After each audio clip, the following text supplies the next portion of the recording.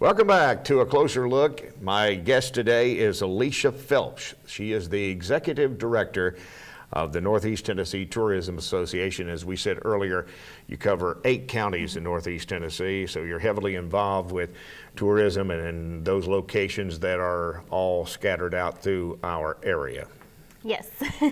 And Waterfall Guide, can you talk about that? There is almost every day I get asked whether it's an email inquiry or a visitor calling over the phone or just in passing, do you have a waterfall guide? So we have it available on our website, northeasttennessee.org. You can go there, and what we've done is compiled a list of some of the most popular waterfalls, directions how to get there, and grade levels, because some people are really out there to go for it and they want an extreme adventure. Others just want a nice family hike. So we've compiled that, and there's even more content coming along, so stay tuned with that. We've got top 10 waterfall hikes. There's a feature in our magazine about them as well. So have you been to the Blue Hole?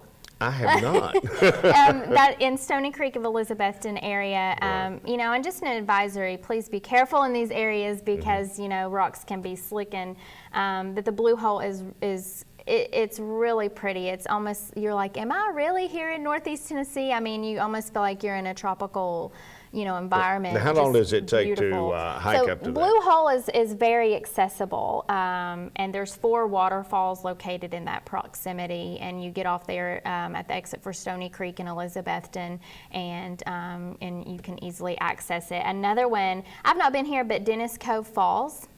It's a 1.6 mile hike, and you go through the rhododendron, so that's something our area is known for. And there's 2 waterfalls there, and they go into large pools, and it's good for a summer swim. Okay. So again, be careful with that, but that's a good one. And then Laurel Falls probably is quite arguably going to be one of our most popular ones. And so we get a lot of questions about that one too, and we featured it in our upcoming magazine. It's a 1 mile trail, pretty easy to get to, and it follows like an old railroad bed. Oh, wow. So it's kind of neat to see, you know, that's becoming quite popular with the Tweetsie Trail as well, just to follow those old railroad, you know, the way that they went with the trains is quite, you know, it's wow, how did they build that? How did they access that? It's just great. But another one is Marguerite Falls. We recommend that one to a lot of folks, and it's in Greenville. Okay. So it's 60 foot tall, quite spectacular, and a lot of these, if you go after a nice rain, even larger. Oh, so, wow. Yeah. So a lot of people can take advantage of that, and it would probably be a great venture, especially with the fall coming up. Yes, absolutely. Yeah, the fall foliage, that's a big one. So, you know, waterfalls are fun to do year round. I really see a peak in people wanting to go to these waterfalls in March and April. I think we get that, you know, we want to get out of the house, we want to be out in nature. So the waterfall and the hiking really hits up then, but fall, you know, especially in the weekends, you're going to see a lot of people out looking at these waterfalls. Now, just because we're getting past the summer months and into the fall doesn't mean that things aren't going on. No.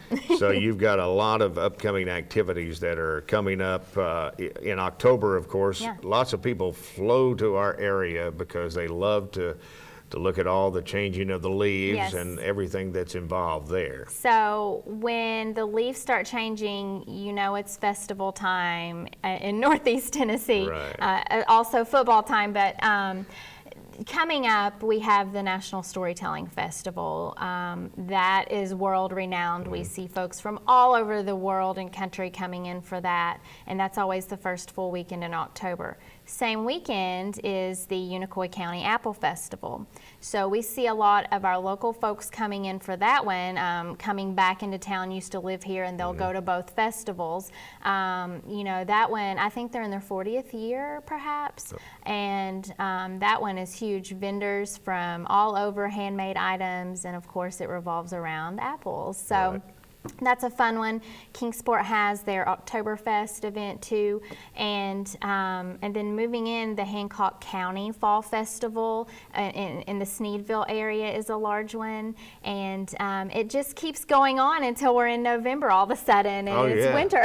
And when you do have stuff for November, folks, Absolutely. Thanksgiving coming up. Yeah, we start looking into Christmas, and I've noticed this year a lot of the tree lightings are happening a little sooner, which gives folks the opportunity for pictures and to, you know, kind of transition into, I guess, the Christmas season a little sooner. But starting out is the Made Around Here Market in Jonesboro, November 10th and 11th. Folks from usually the 3 states surrounding Tennessee will come in as vendors there, several hundred. You know, folks probably up into thousands come for that one. And that kind of kicks it off, starts your Christmas shopping. Rocky Mount Candlelight Christmas is huge. Starts at the beginning of December, however. So if you want to kind of step back in time and see how they did things back then, that's a great opportunity too. Oh, absolutely. And then there's just all things as you get closer to Christmas, you're going to be dealing with more events that are coming up, and all areas, I guess, in the Northeast Tennessee area try to target people and enable them to enjoy some of that. Yeah, so the best way to find out what's going on in all of Northeast Tennessee is to visit our website. We have a calendar with daily events, but right now I've noticed December the 2nd is going to be the big time for Christmas events. Rogersville has a full day long full of events going on, and there's several tree lightings, of course, leading up to that in November, Speedway and Lights also, but Kingsport also has a new event, Santa at the Center, on December 2nd too. I just feel like that's going to be kind of the big Saturday, so you know, definitely set your calendars, because a lot of these events are free, and that's what makes them fun too. Now, if folks want to know, maybe they don't know what's going on, or maybe they're not seeing an advertisement or something that, and they're wanting something to do on the weekend. Yeah. They can go to your website, and you will have a list of those events. We will. We have a really huge list. It's amazing. You know, some days we'll have 25 events during the week, and I'm like, that's not even half of them. But especially for the larger weekend events, you know, in Irwin, they have several events coming up too. Their Christmas parade, as well as the Nativity parade that they do, is super neat. All of these are listed on there. So if there's a day, you can just click that day. See what's going on. We'll also be putting together a cumulative list of Christmas-specific events in the region. So it's easy to navigate, and everybody can go I right hope to it. Absolutely. Does tourism consist of any particular single pattern, or is it just blanketed by everything that's an involvement?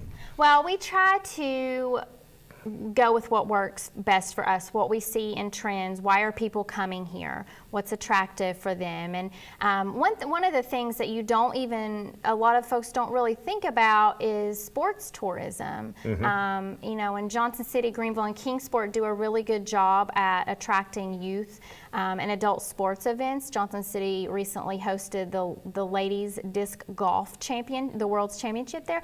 So attracting these sports groups in is huge, because they bring their families. We have top-notch facilities, but also we find that a lot of the folks, when they come here, they like it so much they come back on a true vacation. Right. But they have to have things to do while they're here as well. But trend-wise, you know, our attractors remain the outdoors. We often hear what sets us apart is our Southern hospitality. We don't think anything of it, but you know, somebody that is nowhere from the region, the South, coming here, maybe even another country, we often hear just the opening of doors, thank you, yes sir, yes ma'am. They just, you know, offering directions. You know, we don't even think about that at all, but you know, in other places that's not common. Oh yeah, whenever you go out of town, a lot of times you ask somebody for direction and they just kind of scuff you off. Yeah. But I think that's the pleasure of our communities around here, is that we actually have the time to talk to people and help people out. Yeah, we have top-notch arts facilities bringing in, you know, a variety of different entertainment, and the food. Oh, we got the best food. We kind of do. Best cooks, anyway. Yes. Let's talk about the 2017 Pinnacle Award winners, and I'm sure you have a list of those. Yes, so our organization for 20 years now has put together an awards banquet that honors the people, the businesses, the events, the campaigns that promote the region and Northeast Tennessee. And it has grown. This was our largest year for entries as well as attendance. And we rotate to where we have it each year.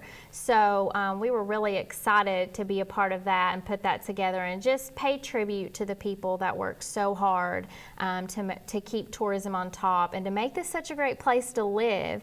So our major award winner this past year, we really wanted to give the Platinum Pinnacle, which is the biggest impact, of course, went to the staff at Bristol Motor Speedway for the endless hours and work that they did for the Battle at Bristol.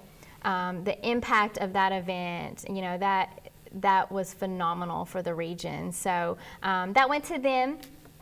We have judges that they are not from here, so they're not familiar with the event, so they judge them from an outsider look. So they had 3 favorites, and those included the Southern Dozen, which is a motorcycle. So if you're a motorcycle enthusiast or like to drive your car on these back roads, the Southern Dozen is a motorcycle trips throughout the region originating in Johnson City. They just hosted the Geico Hot Bike Rally. But that one won. The Jonesboro Visitors Guide won, and Bristol Rhythm and Roots Reunion Reveal Video, they were top 3 favorites. But we also give several other awards too. So it's just fun, and anybody can enter. Absolutely. Well, thank you for being here. Thank you for being my guest, Alicia Phelps, the Executive Director of the Northeast Tennessee Tourism Association. So glad to have you here. And thank you for joining us on A Closer Look.